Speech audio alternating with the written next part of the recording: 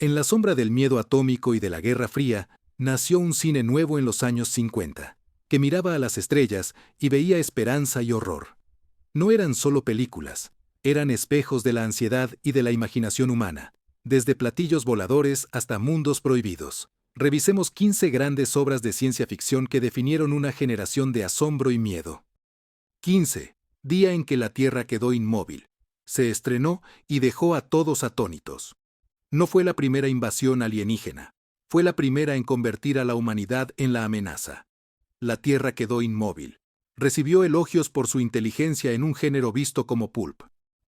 La historia sigue a Klaatu, un visitante humanoide de otro planeta, y a su ejecutor robótico Gord, que llegan a Washington, D.C. con un mensaje claro.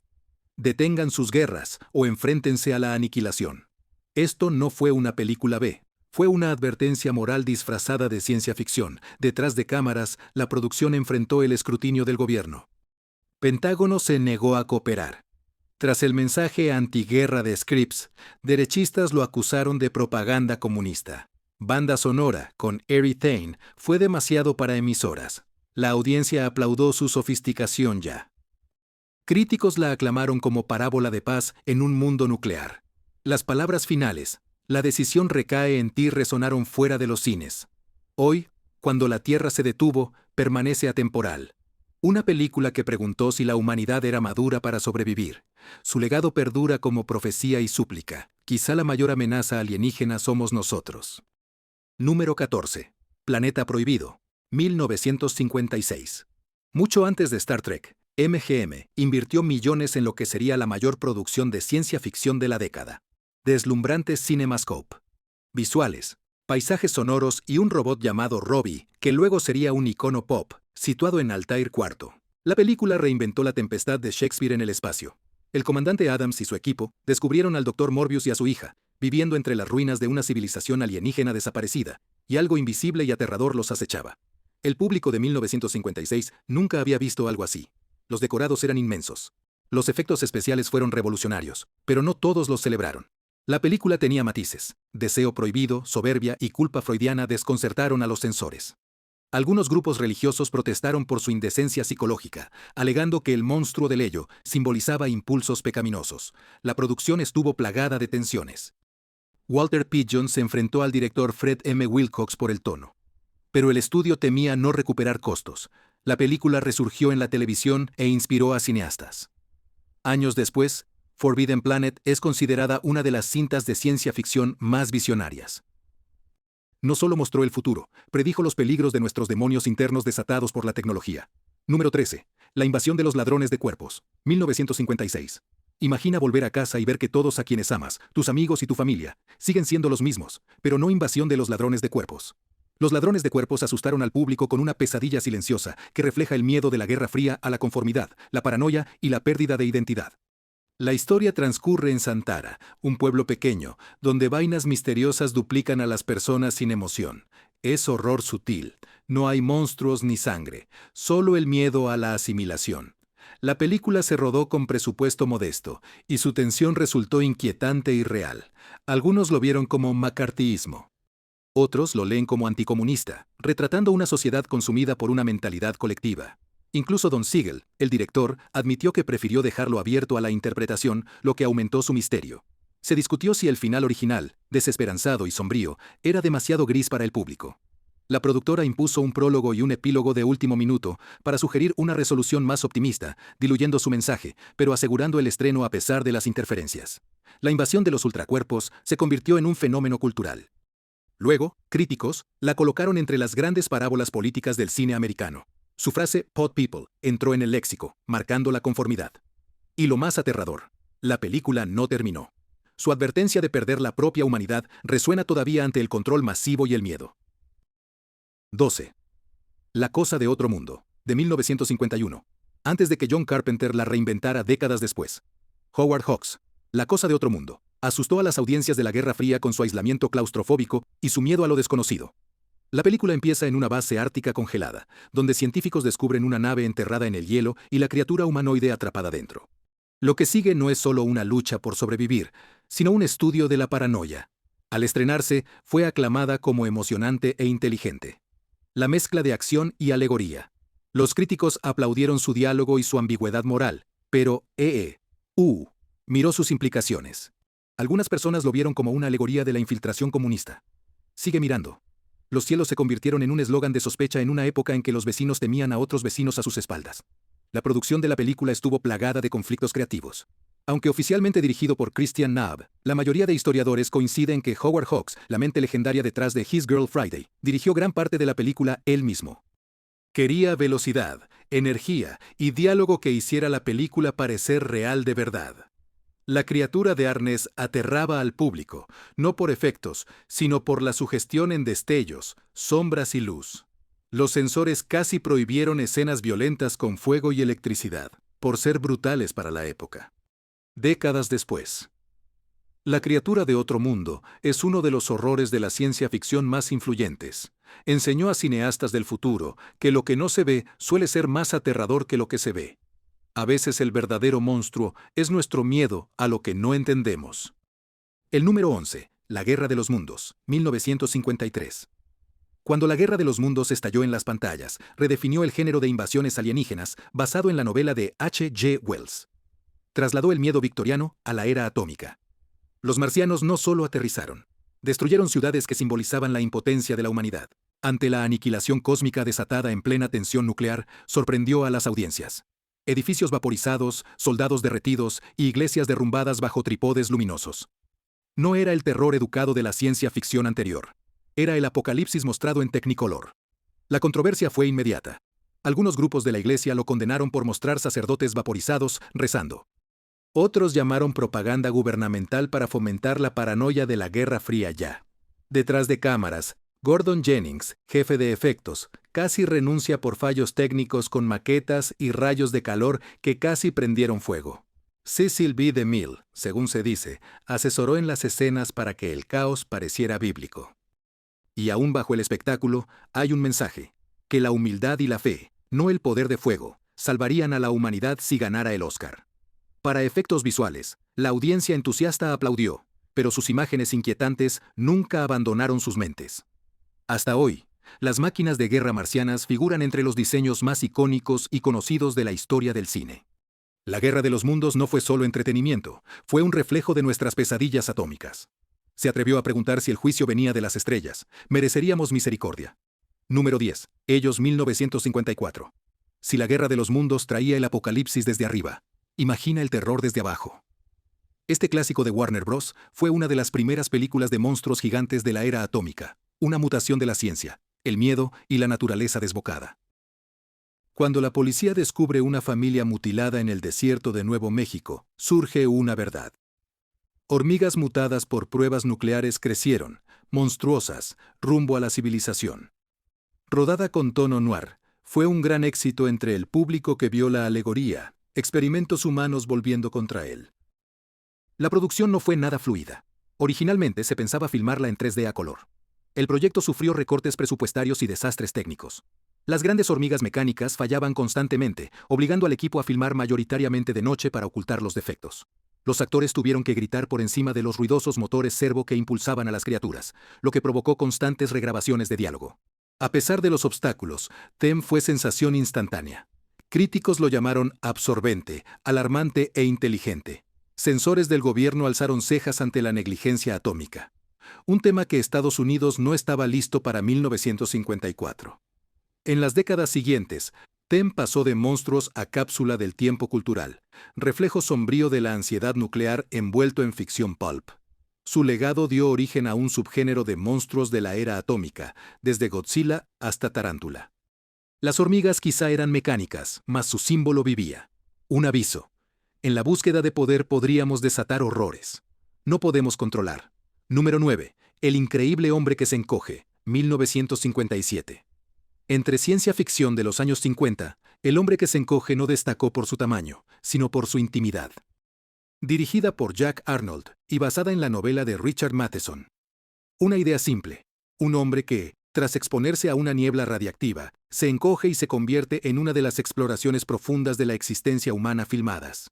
Al estreno, se esperaba pulp y aventura.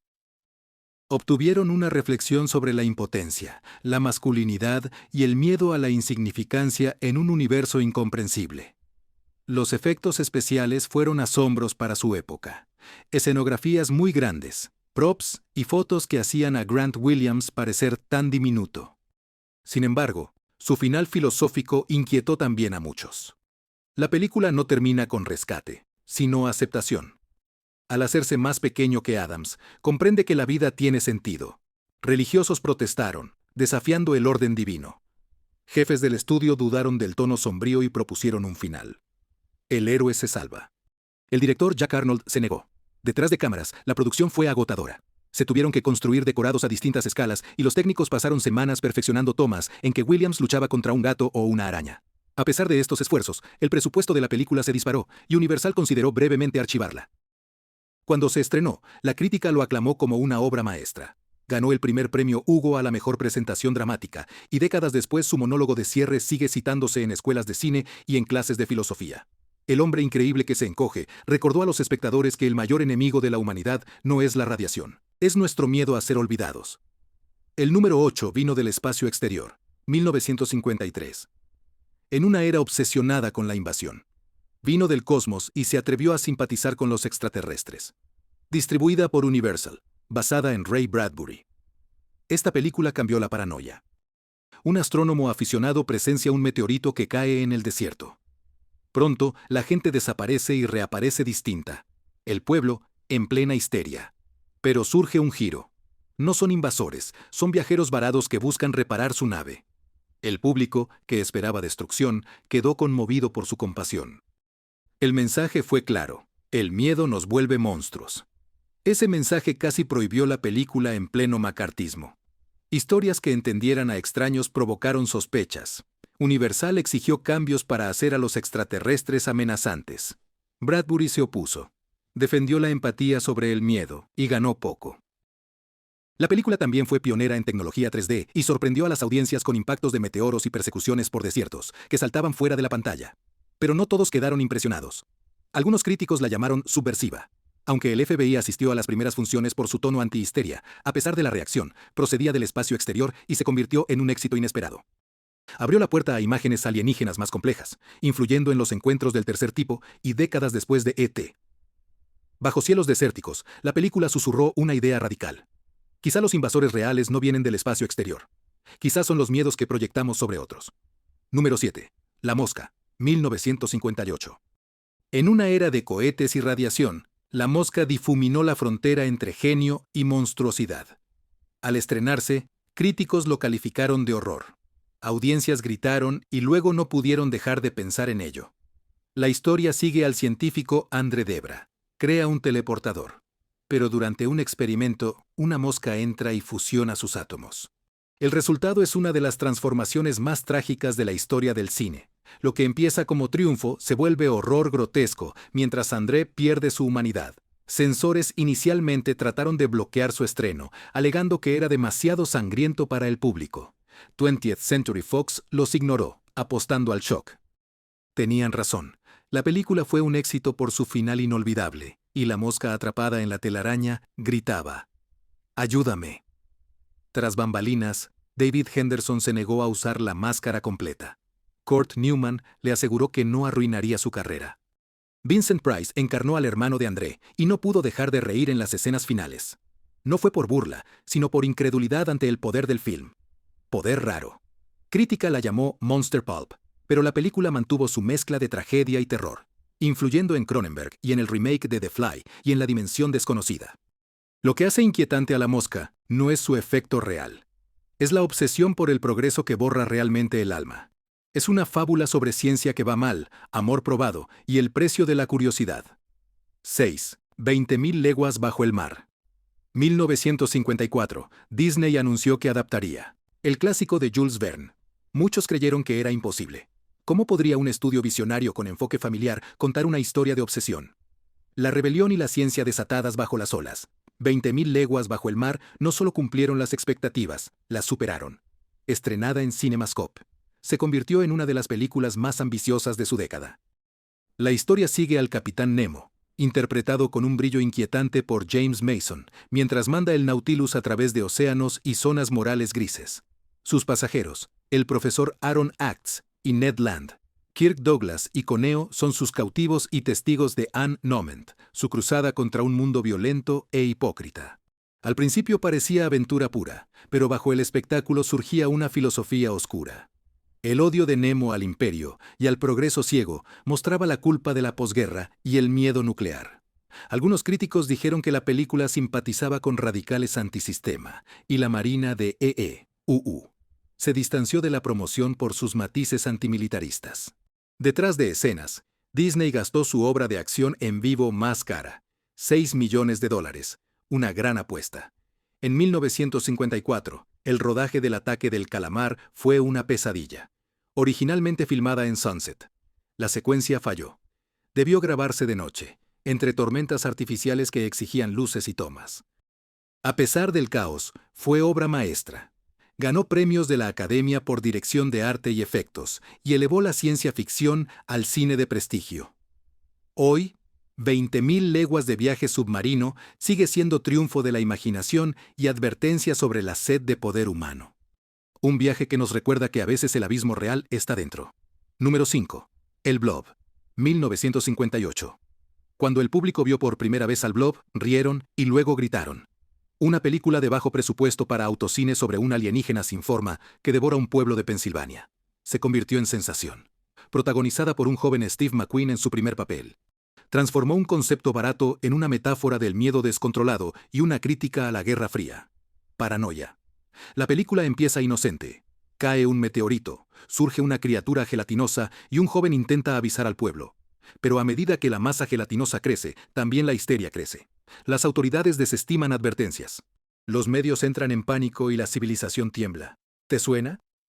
En 1958 fue profética y perturbadora, rodada con un presupuesto apenas mayor a $100.000. Los efectos fueron simples, pero maquetas en miniatura, colorantes y slime de silicona sobre vidrio mostraron ingenio. Su impacto cultural fue enorme, de gran alcance global. Se informó que el ejército de Estados Unidos expresó su preocupación de que las imágenes de contagio y pánico de la película podrían provocar disturbios reales. Durante la altura de la alarma nuclear, entre bastidores, el director Irving Jaworth enfrentó una constante presión financiera. McQueen seguía siendo desconocido. Recibió solo $3.000 y, según se informó, abandonó el rodaje por disputas. Pero la energía cruda de su rebelión juvenil, ignorada por los adultos, dio a la película un poder duradero. La masa viscosa no era solo un monstruo, era símbolo de conformidad y miedo. El avance sigiloso del control. Generó secuelas, una canción que alcanzó Billboard y un culto de seguidores que aún vive hoy. Su mensaje era simple, pero aterrador cuando nadie cree la verdad. La verdad devora a todos. 4. Cuando chocan mundos, 1951, antes de Armagedón o Deep Impact, allí estuvo When Worlds Collide, la película que por primera vez imaginó la destrucción total de la Tierra a gran escala cósmica. Producida por George Powell, el mismo visionario detrás de la Guerra de los Mundos. Este espectáculo tecnicolor convirtió el apocalipsis bíblico en ciencia ficción de alto nivel. La historia sigue a un grupo de científicos que descubren que una estrella errante colisionará con la Tierra y que el pánico global se extiende. La humanidad se afana por construir un arca espacial para salvar a unos pocos elegidos. Es emocionante y trágico, una parábola de supervivencia y compromiso moral para el público. En 1951, la imaginería fue asombrosa. Efectos en miniatura de olas gigantes que arrasaban ciudades e infiernos volcánicos. Espectadores atónitos, acostumbrados al terror en blanco y negro. Sin embargo, los temas de la película golpeaban muy cerca de casa. Los críticos la calificaron de antipatriótica por retratar el fallo del gobierno y la élite de supervivientes. Algunos teatros incluso se negaron a mostrarla. Citar preocupaciones morales durante la producción de la Guerra de Corea fue igualmente dramático. La tripulación de Powell enfrentó la resistencia de grupos religiosos que se opusieron a la idea de que el hombre juegue a ser Dios, al decidir quién vivía y quién perecía. A pesar de estas protestas, la película Cuando los mundos chocan recibió un premio de la Academia a los mejores efectos visuales, una hazaña rara para la ciencia ficción en esa época. Su influencia se extendió durante décadas, desde 2001, una odisea del espacio hasta ecos interestelares de su dilema moral que siguen existiendo. ¿Quién tiene derecho a decidir el destino de la humanidad cuando se agota el tiempo? Cuando los mundos chocan, se atrevió a enfrentar lo impensable y obligó a su público a enfrentar su fragilidad. En una era de terror de la Guerra Fría y miedo nuclear, recordó que la extinción quizá no venga de bombas, sino de los cielos. Número 3. El día en que la Tierra se incendió. 1959. Si el día en que la Tierra se detuvo advertía sobre el colapso moral, el día en que la Tierra se incendió gritó sobre la devastación ambiental años antes de que existiera el término cambio climático. Dirigida por Val Guest, esta obra británica fue una parábola sobre arrogancia humana y venganza natural. La película arranca en Londres, sol abrasador. Un reportero cansado arma una historia. Pruebas nucleares de potencias rivales han movido la órbita de la Tierra hacia el Sol. Con calor que sube y caos que se propaga, la humanidad enfrenta extinción lenta en estreno. Fue descrita como una de las ficciones de ciencia ficción más realistas, pues no recurría a alienígenas ni monstruos, sino a nuestra imprudencia. La Junta de Censores británicos amenazó con bloquearla, citando riesgos para la seguridad mundial. El Departamento de Estado de Estados Unidos incluso cuestionó su postura antinuclear, temiendo que pudiera alimentar el descontento público. Durante la carrera armamentista, el tono naranja característico de la película, logrado mediante la gradación de color posterior, dio a la audiencia la impresión de que un planeta realmente se estaba calentando. Durante la producción, la ola de calor de Londres provocó escasez real de agua, obligando al equipo de rodaje a filmar con suministros de racionamiento. Fue como si el fin del mundo en la pantalla se filtrara a la realidad. Su escena final era con campanas y rezos humanos, mientras el mundo vacilaba entre vida y destrucción. Los espectadores quedaron mudos. El día en que la Tierra ardió. Queda una profecía que mezcla periodismo, ciencia y miedo existencial. Terminó en una nota ambigua, redención u olvido, dejando al público una pregunta que aún resuena sobre qué ocurre cuando la Tierra se queda sin segundas oportunidades. Número 2. La bestia de las 20.000 brazas. En 1953, antes de Godzilla, surgió desde el Pacífico. La bestia de las 20.000 brazas salió del subconsciente atómico del cine estadounidense, dirigida por Eugene Lurie e inspirada en un cuento corto de Ray Bradbury. Fue la primera película de monstruos nacida del miedo nuclear. Premisa. Tras una prueba atómica en el Círculo Ártico, una criatura despierta y avanza hacia Nueva York. Cada paso parece juicio final. La criatura, Araida Sosa, animada en stop motion. Ray Harryhausen fue horrible y fascinante. Cuando se estrenó, los críticos descartaron como ficción. Pulp. El público llenó los cines por miedo y asombro. Las Fuerzas Armadas de Estados Unidos, incómodas con tonos antinucleares, según se informó, presionaron a Warner Bros. Para restar menciones a sensores de radiación y recortaron escenas bajas y evacuación con pánico. Les parecían demasiado reales para el público de posguerra. Detrás de cámaras, Harryhausen trabajó solo durante meses, animando cuadro por cuadro y durmiendo en el suelo del estudio. El ataque final a Nueva York, con el monstruo arrasando Coney Island, se convirtió en una de las secuencias más icónicas de la historia del cine de género. Su éxito fue sísmico. Inspiró directamente a Japón para crear Gojira al año siguiente, dando inicio a la tradición kaiju. Con un rugido, la bestia de 20.000 brazas convirtió el miedo en mito y mostró que monstruos imaginarios muestran las angustias humanas. Puede que la bestia haya muerto en llamas, pero su legado encendió un género. En cada película de monstruos entre Cloverfield y Pacific Rim, su sombra persiste. Una advertencia de que lo que desatamos en nombre del progreso podría volver rugiendo hacia nosotros. Primero, La máquina del tiempo, 1959. Al final de la década, la ciencia ficción miró no solo a las estrellas, sino al tiempo mismo. La máquina del tiempo de George Powell, adaptada de la novela de H. G. Wells, cerró los años 50 con una visión grande y emocionalmente poderosa que se llevó a la pantalla. No era solo viajar por los siglos, era enfrentar el destino de la humanidad. La historia sigue a un inventor, Rod Taylor, que crea una máquina capaz de moverse en el tiempo. Al principio, está embriagado de asombro al ver cómo imperios se alzan y caen en segundos. Pero cuando viaja miles de años al futuro, descubre una tierra moribunda habitada por dos especies: Eloi, pacíficos, y Morlocks, monstruosos que acechan bajo tierra. Lo que encuentra no es progreso, es regresión. Detrás de las cámaras, Powell volcó su corazón y casi todo el presupuesto de su estudio para la visión de Wells. En esa época, las secuencias de viaje, hechas con iluminación stop motion y capas fotográficas, eran revolucionarias. Una secuencia infame que mostraba la decadencia y el renacimiento de la civilización en minutos casi destruyó el celuloide por exposiciones repetidas. El riesgo valió la pena. Críticos y público quedaron muy atónitos. Muchos no aceptaron su mensaje. Algunos vieron la máquina del tiempo como alegoría de la guerra nuclear. Humanidad retrocede bajo tierra, se transforma en bestias. Otros lo acusan de pesimismo y lo llaman una advertencia. Dos sombríos. Powell lo defendió con firmeza, sosteniendo que el tiempo revela la verdad y que la verdad nunca es cómoda. Cuando La máquina del tiempo ganó el Oscar a los mejores efectos especiales, se consolidó su lugar en la historia del cine. Décadas después, sigue siendo la despedida perfecta de la ciencia ficción de los años 50. Una película que se atrevió a sugerir que la mayor invención de la humanidad podría ser también su mayor espejo. Los 50 nos dieron más que platillos voladores y bestias atómicas. Nos dieron espejos que reflejaban miedos y sueños audaces. Estas películas no eran entretenimiento, eran advertencias escritas con luz. ¿Qué clásico te habla hoy? Cuéntanos abajo, si amas Brillo Perdido de Uncovering Cinema. No olvides darle like, suscríbete y mantente curioso. Reemplaza Planeta Prohibido.